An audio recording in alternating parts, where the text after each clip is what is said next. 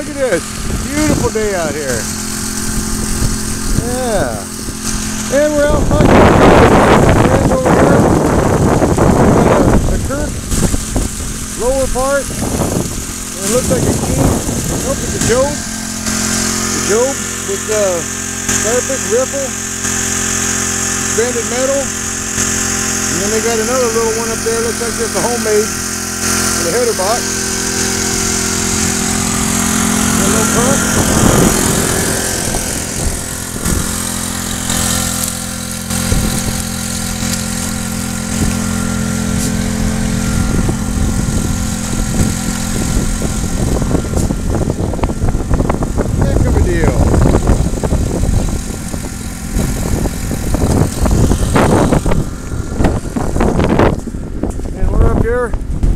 We got my big triple mat, and then my original sluice mat, and then the Keen A52 with the Bedrock 3.0 in it.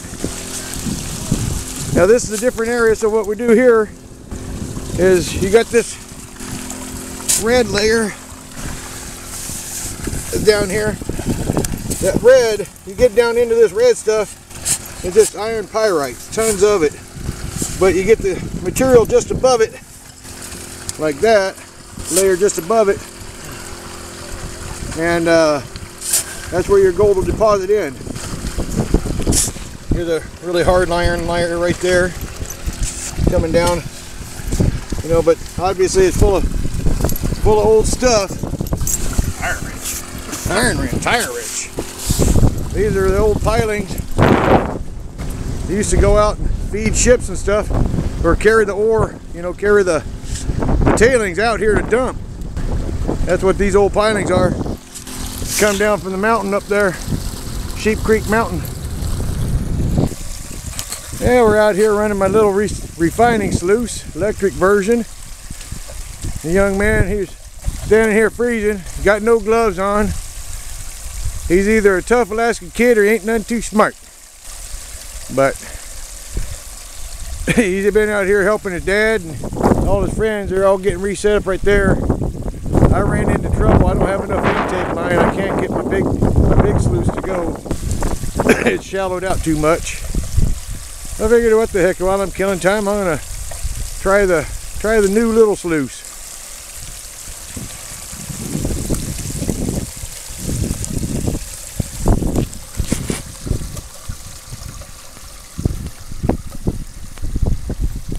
Yeah, now I got the whole darn picture there. Your pap and everything. The kid's going to get addicted to gold at a young age.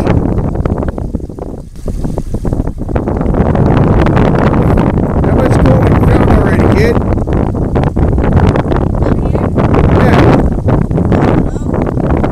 Yeah. Did you see some color in the gold pan? A little. Little? There you go.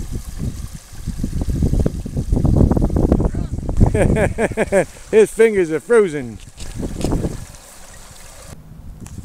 Well, it looks like I'm weaning up before they did. They're still down there pumping away. They actually set up another sluice box. Hardcore. It's cold. It's probably down to 23 degrees down here. Everything's freezing super fast on us. I just can't. I'm gonna have to figure out a way to float my pump. I can't deal with the tide line dropping that quick on me on the high banking situation here.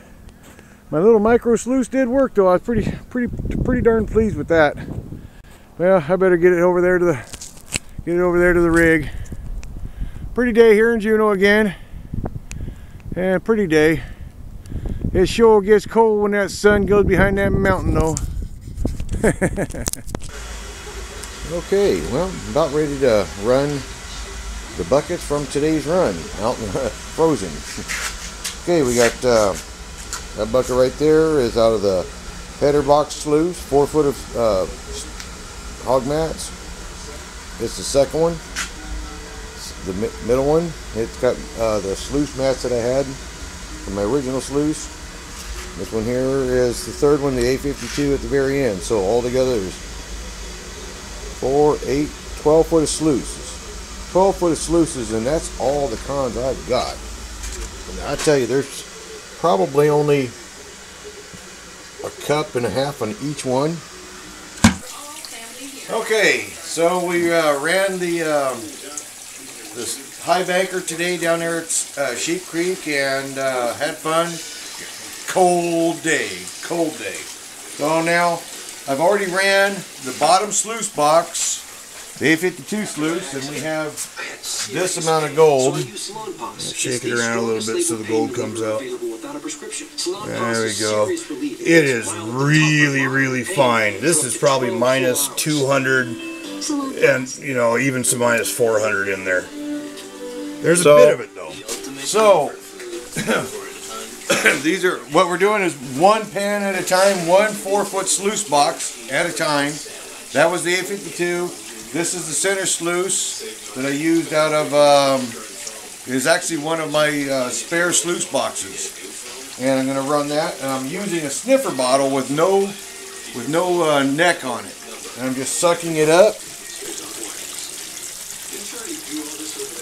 The hell with the spoon. I don't feel like running a spoon. It's already nice and fluid, and you squirt it across my mat just like you would a Miller table. Well, I sure hope it shows up, but man, I got gold in the washer mat. This is out of the top sluice box. There ain't much gold there, but those top batches of the washer mat are just line pretty.